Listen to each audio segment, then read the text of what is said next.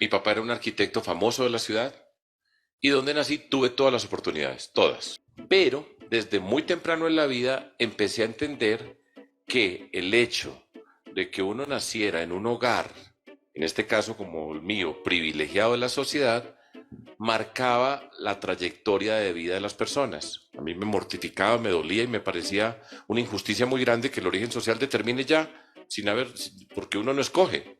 Entonces, siempre hice un esfuerzo muy grande para tratar de aportar y desde muy temprano también me di cuenta que tenía que ver con la educación. Si no le apostamos a la educación, que la educación sea un factor clave para construir la igualdad, esto no va a funcionar.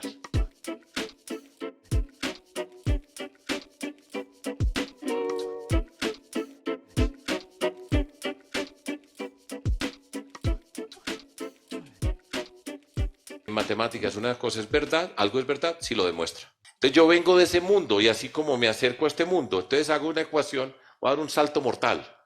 Pero eso a mí me ha influido mucho y es parte de lo que algunas personas me critican, que dicen, bueno, ya Sí, veremos. o sea, lo que dice la gente es que usted, más que ganar, quiere demostrar una teoría que tiene en la cabeza. ¿Qué tan cierto es eso? No es tanto demostrar una teoría, sino cumplir de acuerdo a unos principios. Y voy a trasladar, traducir de la lógica matemática a la política. Porque la gran riqueza que nosotros tenemos en política se llama la confianza. La confianza es una construcción. Y entonces, yo digo, confianza, una ecuación, confianza es igual a coherencia más consistencia. Ser coherente es que uno va dando paso por paso y no se va contradiciendo. Y ser consistente siempre tiene los mismos principios. Cuando usted es coherente y usted es consistente a través de un recorrido, construye confianza. Para mí esa es la riqueza más importante de la política y de lo público. Precisamente tener esa forma en la política, y por eso yo insisto tanto, la forma es muy importante. El señor Petro y yo podemos decir que respetamos los acuerdos de paz, y no es lo mismo que él sea presidente o que yo sea presidente manejando los acuerdos de paz. ¿Cuál sería la diferencia en ese punto en particular, que sea Petro o sea usted? Sí, muy sencilla. La forma como yo trato al diferente. No puede ser una persona que al que es diferente lo tenga que destruir, y estoy hablando en primera persona.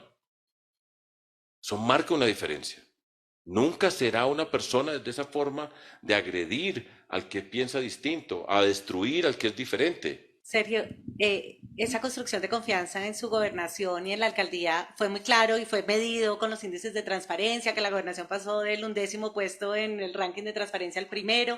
Me parece que eso es clarísimo, pero también es clarísimo que usted sacó 4,5 millones de votos en el 2018 y 600, 4, o 600, no cuatro me puede perder ni 600 uno. y si uno le crea todas las encuestas, pues la pérdida de capital político en estos 4 años ha sido grandísima.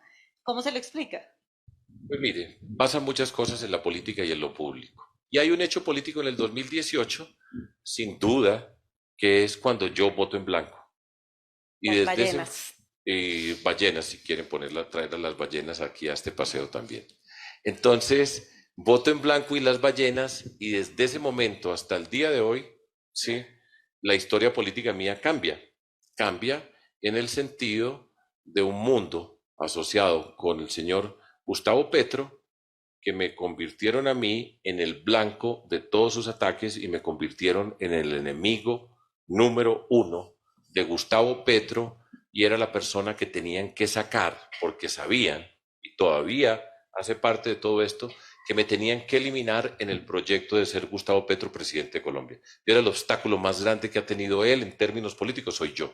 Y por supuesto, entonces eso se junta con otros temas que también del otro lado asociado con el tema de Hidroituango, con una investigación en la Fiscalía por la deuda en dólares, que es desde el otro mundo, desde el gobierno, desde las personas que cooptaron los organismos de control, como los organizó, como los cooptó este gobierno nacional en cabeza del señor Iván Duque. ¿Dónde está la diferencia de elegirlo a usted o elegir a Fico o elegir a Petro? Pues hay muchas diferencias. A mí esas preguntas no me gustan, pero voy a tratar de responder. Mire cómo gobernó el uno, mire cómo gobernó el otro y mire cómo goberné yo. Y compare. Totalmente distinto. Voy a hacer pues así un poquito más crudo. ¿Ustedes conocen algún proyecto de FICO? Un proyecto, una idea, alguna propuesta que ustedes hayan visto. Mire, este señor tenía una visión y esa visión se convirtió en un proyecto en la ciudad de Medellín que tuvo algún impacto en la vida de la ciudad asociado con su liderazgo y su forma de gobernar. Y mire el señor Gustavo Petro, mire cómo gobernó la ciudad de Bogotá, mire cómo trabajó con la gente que tenía a su alrededor y mire qué fue lo que construyó. Miren. Y después miren a Fajardo, orgullosamente aquí sentado. Y nosotros, y esto es paso al plural, porque yo lideré un equipo y lideramos una transformación que nunca en la vida la ciudad de Medellín ha visto. A mí Fico me cae muy bien, me parece muy buena persona y me parece muy simpático. Eso no tiene ninguna, eso no es un problema, eso no es un problema personal. Petro no, yo con Petro nunca he conversado más allá de 2, 3 cosas y no tengo simpatía, no tengo simpatía por él, pero poniendo todo eso aparte, porque el mundo no es por nuestras simpatías en primera instancia, mire cómo lideró la ciudad de Bogotá, cómo lideró, mire los equipos, mire la gente que trabajó con él, búsqueme uno que diga qué barraquera trabajar con Petro. Eso sí es bueno para hacer los proyectos. Explíquenos las matemáticas de por qué no consideran no pasar a segunda vuelta. No, pero eso no es por matemáticas, eso es por psicología, porque yo nunca en mi vida me acostaré pensando por quién voto yo en segunda vuelta si no paso yo, jamás. Yo, estoy hablando en primera persona, la forma como yo trabajo es, estoy concentrado en esta tarea y le voy a dar hasta el último segundo de acuerdo a la convicción y lo que esté pasando. Y no pongo en mi cabeza, yo no pongo mi cabeza a pensar en otras alternativas, en otras posibilidades. Piensen en estos términos de comunicación política y de liderazgo. Uno de los líderes más importantes en términos políticos en la historia reciente de Colombia se llama Álvaro Uribe. Eso no quiere decir que yo piense como él, pero el que no diga que ha sido líder, pues está muy equivocado, ¿sí? Y él está asociado con la seguridad.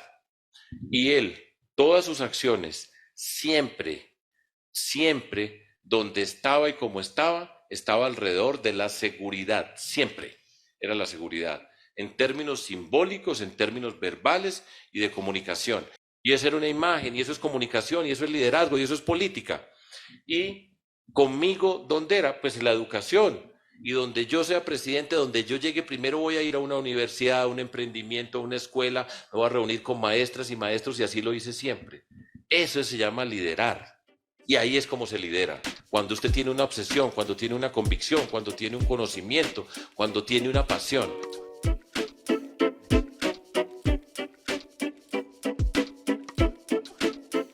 En cada municipio nosotros tenemos que sentarnos y reflexionar y decir, bueno, ¿cuál es la vocación o cuáles son las posibles vocaciones de este municipio? Puede ser la biodiversidad de la gran riqueza, las que sean. Mire en cada municipio y cuál es el aparato educativo aquí en este municipio. Mire cuál es la actividad productiva, mire cuál es la estructura administrativa en ese municipio, lo que tiene el Estado, el gobierno ahí en ese lugar. ¿Y qué tipo de sociedad civil existe? En cada lugar uno mira esto y rápidamente empieza a descubrir el desfase que hay entre educación y vocación productiva y capacidades que se tienen en ese territorio.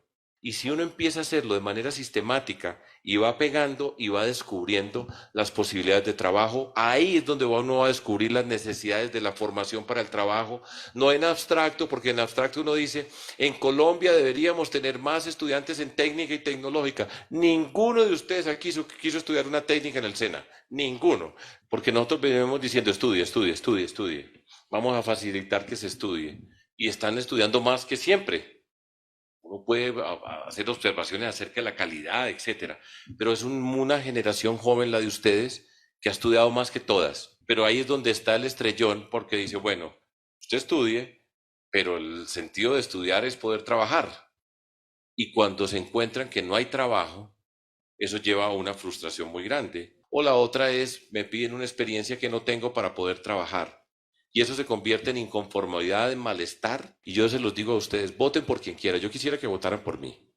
Pero aparte de por quien quieran votar, no escuchamos en Colombia el estallido social, no es por Petro ni es por Maduro, es por la situación de nuestro país y a donde hemos llegado. Y por eso Colombia va a cambiar. No se equivoquen en eso. Ahora, yo estoy proponiendo en lo que yo soy líder y representamos nosotros un cambio. Petro representa otro y la invitación es voten por este cambio.